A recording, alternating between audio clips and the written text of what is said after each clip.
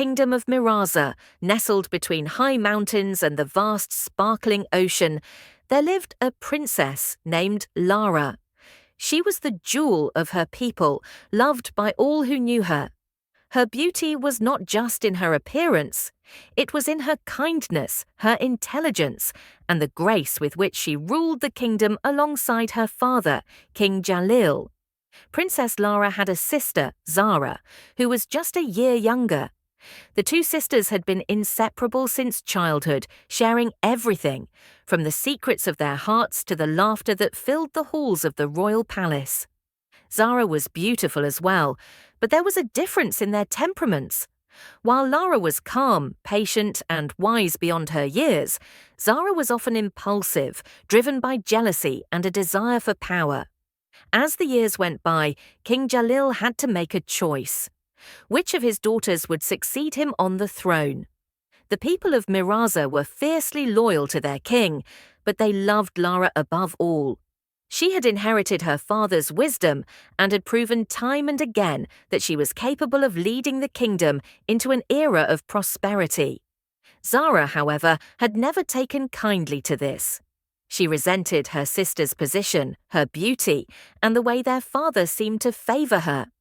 Though she would never admit it aloud, Zara's heart burned with envy.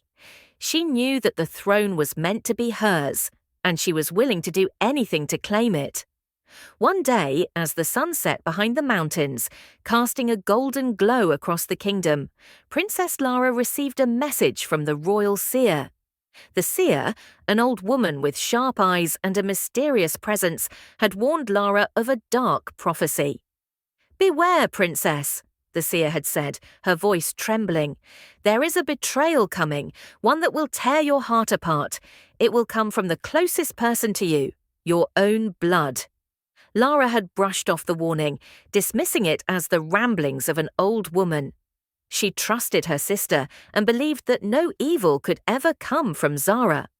Little did she know that her life was about to change forever.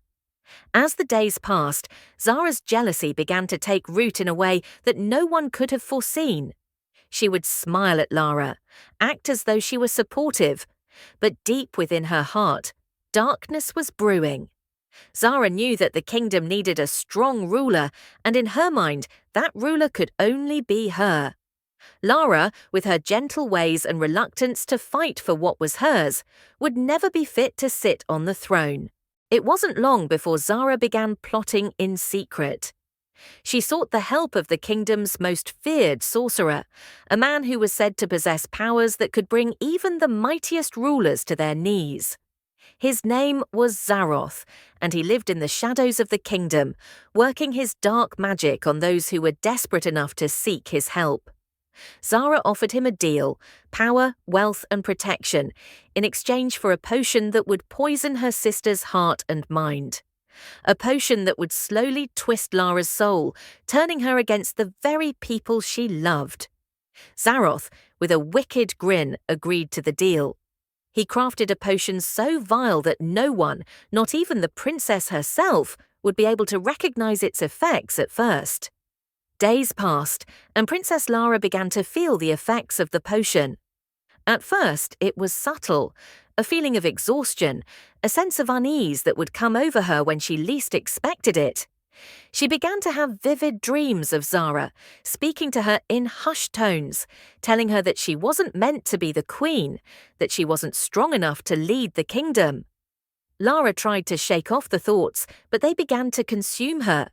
She felt isolated, unsure of who to trust. Zara, ever the supportive sister, was always there to comfort her, offering words of encouragement. But something about her presence felt off. There was a coldness in her eyes, a glint of something dark that made Lara's heart race. It wasn't long before Lara began to question her own mind. Was she truly unfit to rule? Was Zara right? Slowly, the doubts crept in, feeding on her insecurities and fears. The princess's once bright spirit began to wither, and the people of the kingdom noticed the change. King Jalil, ever observant, saw the shift in his daughter's demeanor. He could sense that something was wrong, but he didn't know what it was. He sought advice from his trusted counselors, but no one had any answers. Meanwhile, Zara's plans were taking shape. She had already begun to manipulate the court, spreading whispers and casting doubt on Lara's abilities as a leader. She made it seem as though Lara's recent behavior was a sign of weakness, a sign that she was no longer capable of leading Miraza. The kingdom was divided, and Zara knew that if she played her cards right, she could take the throne for herself. One fateful night, during a grand feast to celebrate the kingdom's prosperity, Zara made her move. She had already poisoned Lara's food, knowing that her sister's weakened state would make the poison even more effective. As the guests ate and celebrated, Lara began to feel dizzy. Her vision blurred, and her body felt heavy, as though the weight of the world was pressing down on her. Zara watched from across the room, a wicked smile curling on her lips as she saw her sister struggle. The poison was working, slowly but surely.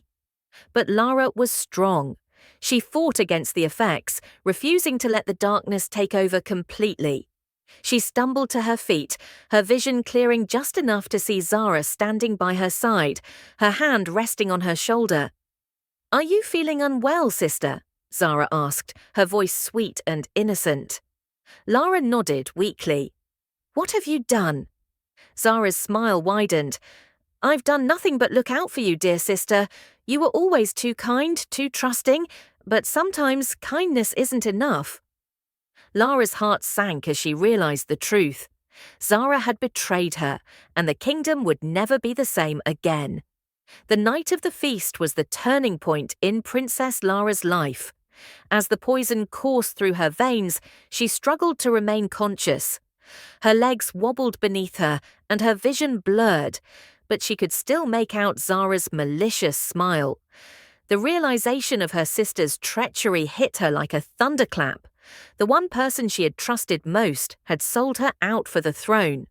As the room spun around her, Lara was guided to her chambers by Zara, who pretended to be concerned. "Rest, my dear sister. The kingdom will wait for you," Zara said, her voice feigning softness. But Lara knew better.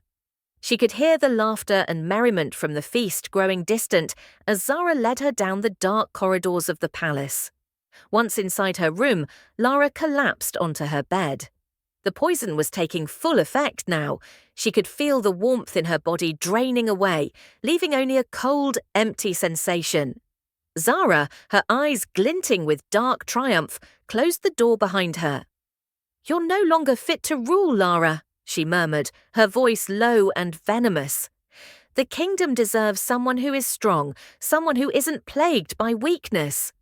Lara's breath came in shallow gasps as the poison weakened her. "Zara, why?" she whispered, unable to keep the tears from flowing. "You're my sister. I trusted you." Zara stepped closer, her lips curling into a cruel smile. "I've always been in your shadow, Lara. Always the second choice. I'm done with that. I will have what is rightfully mine." The room felt colder with each passing second, as if the walls themselves were closing in on her. But Lara was not ready to give up. Despite the poison, despite the betrayal, her will to fight surged within her. She could not let her sister destroy everything they had built together, everything their father had worked so hard for. The days that followed were a blur for Princess Lara. The poison had left its mark on her, both physically and emotionally. Zara's false concern was a constant presence, but Lara knew better than to trust her. She grew weaker, but a fire still burned in her heart. She would not let her sister win. She would fight back, even if it meant doing so alone. King Jalil, still unaware of Zara's involvement in the plot against his daughter, continued to fret over Lara's condition. The royal healers did all they could, but they could not find the cause of the princess's sudden illness. Zara, ever the manipulator, encouraged her father to give Lara space, to let her recover in peace, all while secretly tightening her grip on the throne. Lara knew that if she was to save her kingdom and herself, she needed to find the antidote to the poison, or at the very least, understand what Zara had done. But the path to this knowledge was treacherous. She was no longer the princess of Miraza. She was an enemy within her own palace. She couldn't trust anyone, not even the guards who had once sworn loyalty to her. Desperation set in, and Lara began to search the royal library for answers. She pored over ancient texts and scrolls, hoping to find something, anything, that would help her. It was in one of these forgotten texts that she came across a mention of a dark magic known as the Heart's Betrayal. It was a curse that could only be broken by confronting the source of the betrayal itself. With this newfound knowledge, Lara knew that the only way to undo the damage Zara had caused was to face her head-on. But this would not be an easy battle. The people of the kingdom were divided, some already swayed by Zara's manipulations, and Lara knew she could not face this fight alone. As Lara's strength returned bit by bit, she sought out those who had once stood by her. Her most trusted friend, Ancestor, a warrior who had fought alongside her in battle, was the first to arrive at the palace. Ancestor had been away on a diplomatic mission when Lara fell ill, but she had heard rumors of the betrayal and rushed to her side. "I knew something was wrong when I didn't hear from you," Ancestor said, her voice filled with worry. She embraced Lara gently, careful not to hurt her. "You've always been strong, princess, but this is beyond even your strength." Lara nodded, feeling the weight of the situation. "It's Zara, Ancestor. She's the one who poisoned me. She wants the throne, and she'll stop at nothing to get it."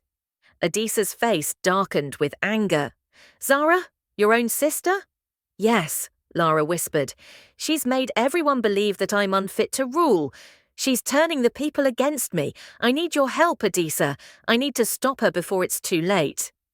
Ancestor did not hesitate. "I'll stand by you, Lara. Together we'll put an end to this treachery." The two women began to devise a plan. They knew that time was running out. Zara was gaining more influence every day, and with each passing moment, the throne seemed further out of Lara's reach. They needed to expose Zara for the evil she had become and prove to the people of Miraza that she was unworthy of the crown. But even as they made their plans, Lara knew that Zara would not be easy to defeat. Her sister was cunning, ruthless, and had already laid the groundwork for her ascension. But Lara still had the people on her side, even if they were too afraid to speak out against Zara's growing power. One fateful day, Lara, disguised as a commoner, ventured into the heart of the kingdom. She needed to hear the truth. She needed to know how far Zara's influence had spread. She walked the streets of Miraza, listening to the whispers of the people, and soon learned that Zara's poison had taken root more deeply than she had feared. The people were starting to believe the lies Zara had told, that Lara was weak, that she could no longer lead them. It was then that Lara heard something that made her heart drop. "I hear the princess has gone mad," a merchant whispered to his customer. "I don't trust her anymore," said another. "Zara will make a better queen. She's strong, she's decisive." Lara's heart clenched as the weight of her sister's betrayal grew heavier. The people were turning against her. She had to act, and fast. With Ancestor at her side, Lara returned to the palace and prepared to confront Zara once and for all. She would not let her sister's lies destroy the kingdom or her legacy. The time had come to face the betrayal head-on, to reclaim what was hers by right, and to show the people of Miraza that Princess Lara was not a victim, she was a warrior. The air was thick with tension as the kingdom of Miraza stood on the edge of change. Princess Lara, now fully recovered, stood before the grand palace, her heart filled with a mix of determination and sorrow. Her sister Zara had made her move, and the final battle for the throne was about to begin. But Lara knew that this was not just about power. It was about restoring justice, trust, and the love of a kingdom she had always sworn to protect. Lara and Ancestor gathered their loyal supporters in secret. The plan was simple: expose Zara for the treacherous person she had become and reclaim the throne that rightfully belonged to Lara. The final confrontation would happen in the heart of the kingdom, where Zara had begun to gather support for her rule. Lara's heart pounded as they approached the city square. The people had gathered for what they thought would be a grand ceremony, a declaration of Zara's rule. But it was not Zara who would stand victorious today. It would be the true princess of Miraza, the one who had been betrayed, poisoned, and cast aside, but never broken. Zara stood before the crowd, her full smile masking the truth behind her eyes. She had already declared herself queen, and the people, already swayed by her lies, cheered her on. The royal guard stood by her side, ready to enforce her rule. But as Zara began to speak, the crowd suddenly fell silent. Lara stepped forward from the shadows, her figure unmistakable despite the commoner's attire she had worn before. The murmur of surprise spread like wildfire across the crowd. "Princess Lara!" Zara hissed, her eyes narrowing with fury. "What do you think you're doing here? You are no longer fit to rule. The people have spoken." Lara's voice was steady, cutting through the tension like a knife. "The people have been lied to. You poisoned me, Zara. You killed our father, and you've betrayed this kingdom for your own ambition." The crowd gasped, the shock spreading like wildfire. Zara's face twisted with rage, but Lara continued. "You wanted the throne so badly, you did anything to get it. But you cannot escape the truth. Your treachery has been exposed. The people will no longer follow you." Zara's hands clenched into fists, and with a swift motion she lunged at her sister, desperate to silence her. But Adisa was ready.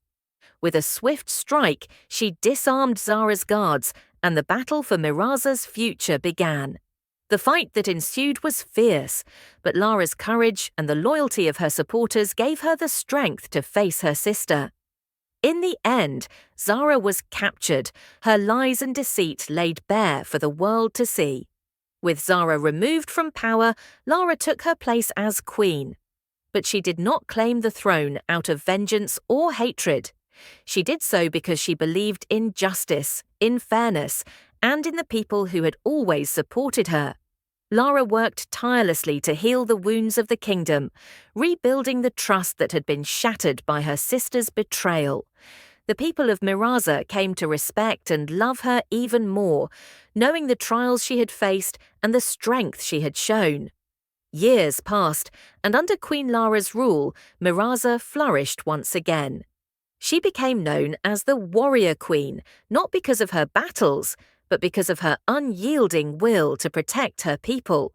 Her reign brought peace, prosperity, and the restoration of the kingdom's honor. As for Zara, she was exiled, her name forgotten by all but those who remembered her treachery. She wandered in disgrace, forever haunted by the bloodshed and betrayal she had caused. But Princess Lara, the once betrayed sister, had triumphed. She was not just a survivor, she was a leader, a symbol of resilience, and a reminder to all that even in the face of the darkest betrayals, truth and justice would always prevail.